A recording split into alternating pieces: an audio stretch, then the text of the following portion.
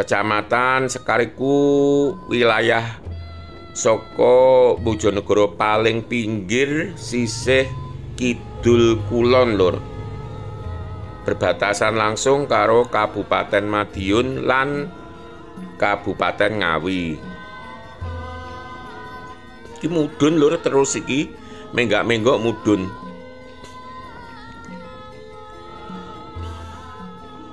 Paling ora iki perbatasan Desa Sekar masuk Desa Ndeling lur. Lah Desa Ndeling iku wilayah terakhir saka Kecamatan Sekar kanggo berbatasan karo wilayah Kecamatan Ngasem Bojonegoro. Ya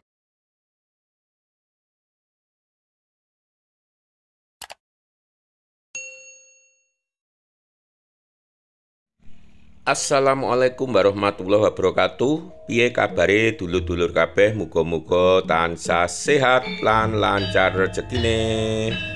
Iki aku neng gerbang perbatasan Kabupaten Madiun masuk Kabupaten Bojonegoro lur. Tepate mau Kabupaten Madiun iku neng metu saka Desa Klangon Kecamatan Saradan. Iki masuk Kabupaten Bojonegoro, Desa Klino Kecamatan Sekar. Dulur-dulur,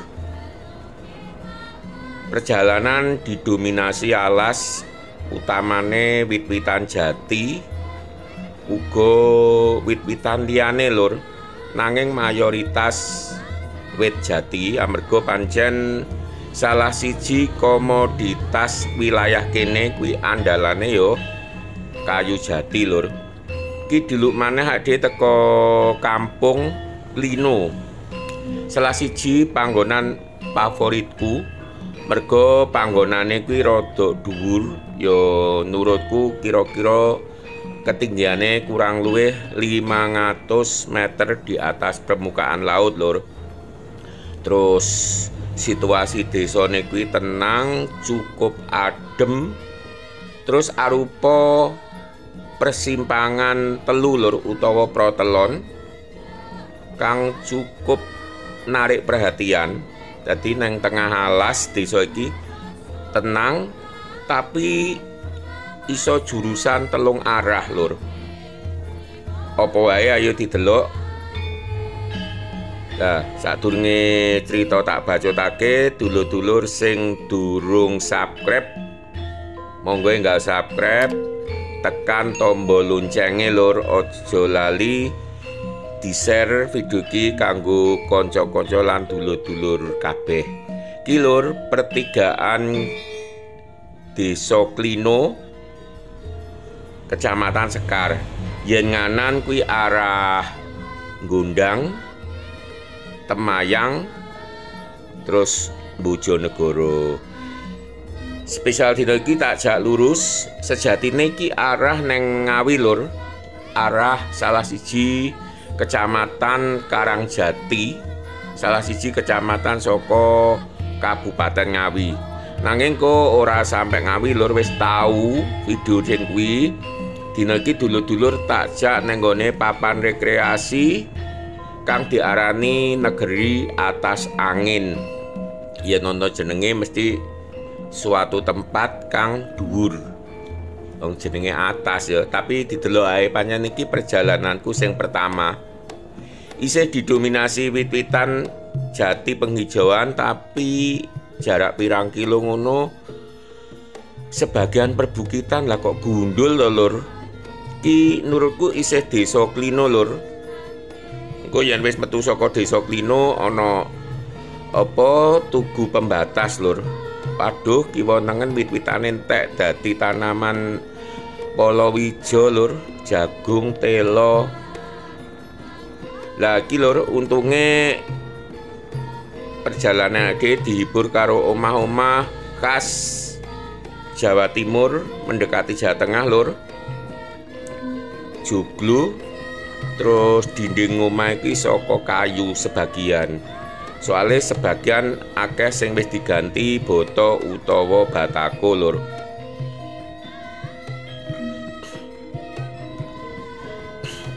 Untungnya perbukitane ora terlalu curam lur iki. Cuman iki ade pancen mudhun mang kan saka ketinggian pertigaan Klino sing kurang luwih nurutku 500 meter di atas permukaan laut. Lagi awak dhewe mudhun ke arah Desa Sekar lur.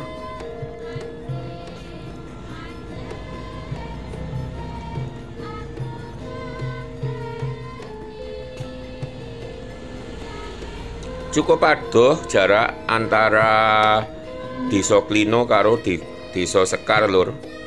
Terus Bu jembatan lagi lur perbatasan ana gapura cilik-cilik mau berarti dhewe wis metu saka Desa Klino. Insya Allah ki masuk Desa Sekar lur. Kecamatan Sekar, Kabupaten Bojonegoro. Kecamatan Sekar iku wilayah saka Bojonegoro paling pinggir sisih kidul kulon lur. Berbatasan langsung karo Kabupaten Madiun lan Kabupaten Ngawi. Iki mudhun lur terus iki menggak-menggok mudhun.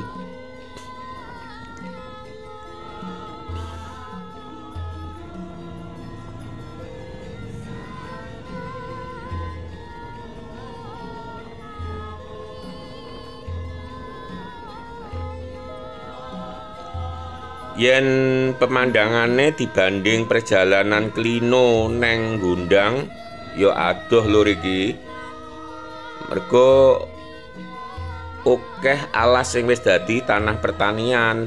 Iso disawang dhewe koyo ngono iki lur, yen Bukit Gundul kuwi secara pemandangan atau visual wis gak bagus, kedua rawan longsor. Tapi ya mbuh lah. Koyok ngene iki ora ning daerah iki tok lur, akeh daerah-daerah termasuk Tulungagung, Kediri uga ngono, sebagian wilayah perkebunan iki dadi wilayah pertanian. Ki awake dhewe mudhun terus lur. Ketoke mendekati pusat kota Kecamatan Sekar yen ditonton padete omah-omah lur.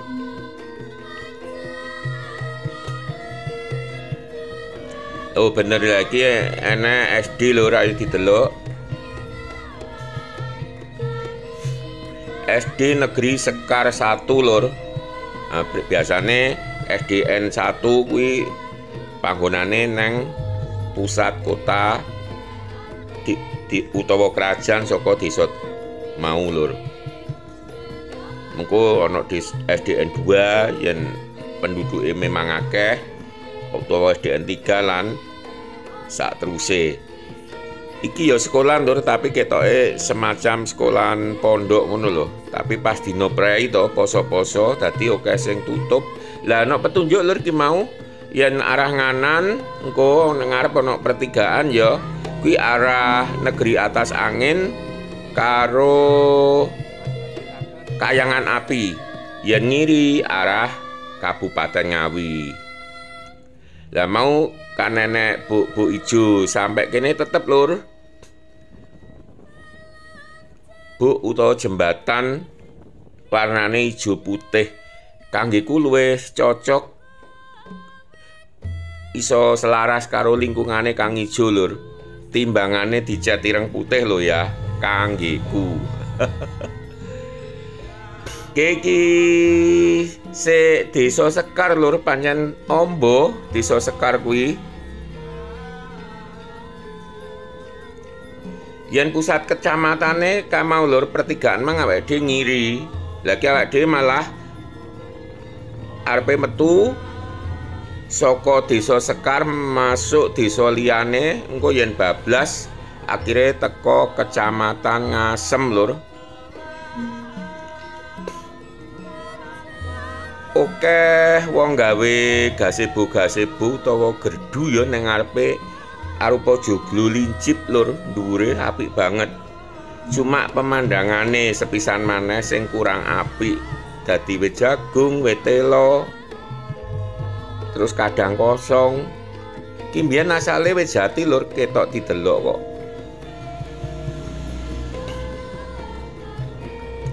Jadi secara perjalanan jane rodok membosankan lur iki. Sawangen perbukitane akeh sing gundul.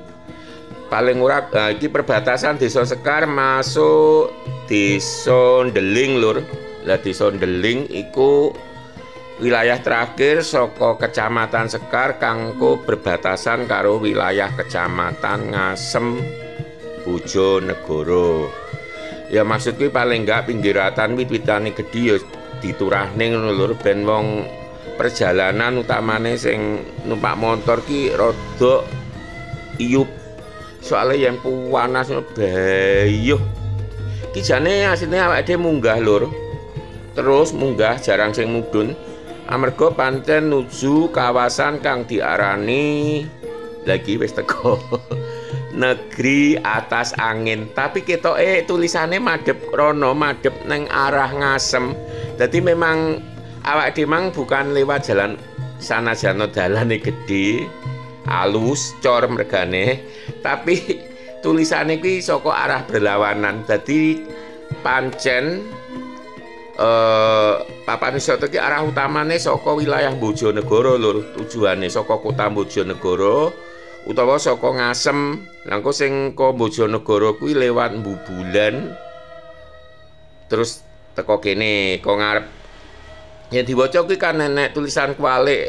Lah kuwi 650 lur, 650. Jadi ketinggiane tempat iki 650 di atas permukaan laut. Jadi wis iki ayo diwaca. Ternyata hanya sebuah tempat nggih sudut pandang lur, koyok ngene iki pemandangane. Oke dulur-dulur sawetara sakmene dhisik. Wassalam.